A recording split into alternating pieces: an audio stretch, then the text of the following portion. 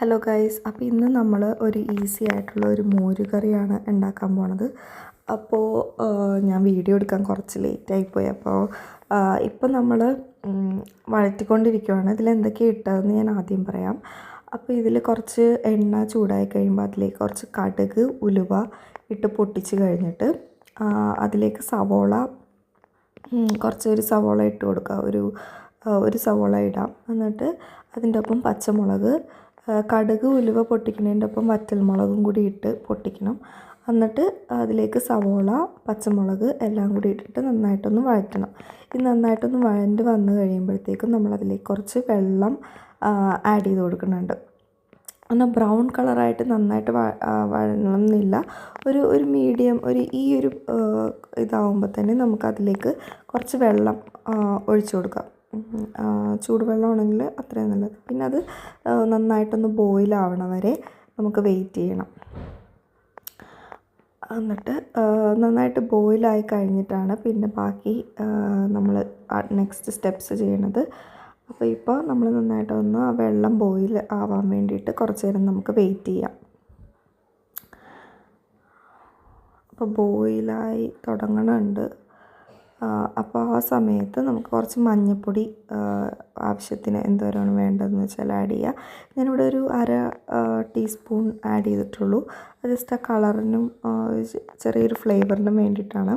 അപ്പോൾ അതിലേക്ക് മഞ്ഞൾപ്പൊടി ആഡ് ചെയ്ത് കൊടുക്കാം.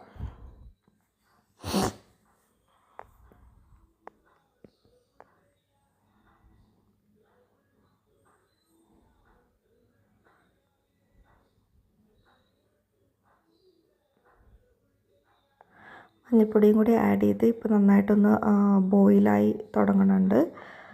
അപ്പോൾ നമുക്ക് വെയിറ്റ് ചെയ്യാം ബോയിലാവണ വരെ. ഇപ്പോൾ നന്നായിട്ട് ബോയിലായിട്ടുണ്ട്. ഈ ബോയിലായി കഴിയുമ്പോഴാണ് നമ്മൾ അതിലേക്ക് തൈര്, മിക്സിയിൽ അടിച്ചിട്ടുള്ള തൈര് ആഡ് ചെയ്യണത്. അപ്പോൾ തൈര് ആഡ് ചെയ്യുമ്പോൾ നമ്മൾ മെയിനായിട്ട് നോക്കേണ്ട കാര്യം സ്റ്റൗ ഓഫ് ചെയ്ത് വെച്ചിട്ട് വേണം തൈര് ആഡ് ചെയ്ത് കൊടുക്കാനായിട്ട്. അപ്പോൾ ഇപ്പോൾ നന്നായിട്ട് ബോയിലായി. ഇനി സ്റ്റൗ ഓഫ് ചെയ്ത് വെച്ചിട്ട് തൈര് അതിലേക്ക് ആഡ് ചെയ്ത് കൊടുക്കാം.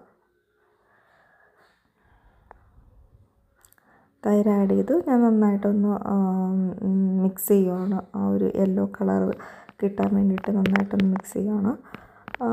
അത് കഴിഞ്ഞിട്ട് നമുക്കത് ചൂടാറിക്കഴിയുമ്പോഴത്തേക്കും വേണമെങ്കിൽ ഫ്രിഡ്ജിലൊക്കെ വെച്ച് എടുത്ത് വെക്കാം.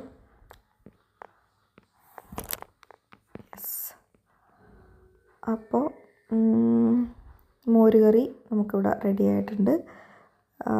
നല്ലൊരു മോരുകറിയാണ്. ഇതൊരു സിമ്പിളായിട്ട് നമുക്ക് ഉണ്ടാക്കാൻ പറ്റുന്ന ഒരു മോരുകറിയാണ്. അപ്പോൾ എല്ലാവരും ഇതൊന്ന് ട്രൈ ചെയ്ത് നോക്കണം. സിമ്പിൾ ഈസി റെസിപ്പിയാണ് മോരുകറിയുടെ. ഇതാണ് അതിൻ്റെ ഫൈനൽ ലുക്ക്.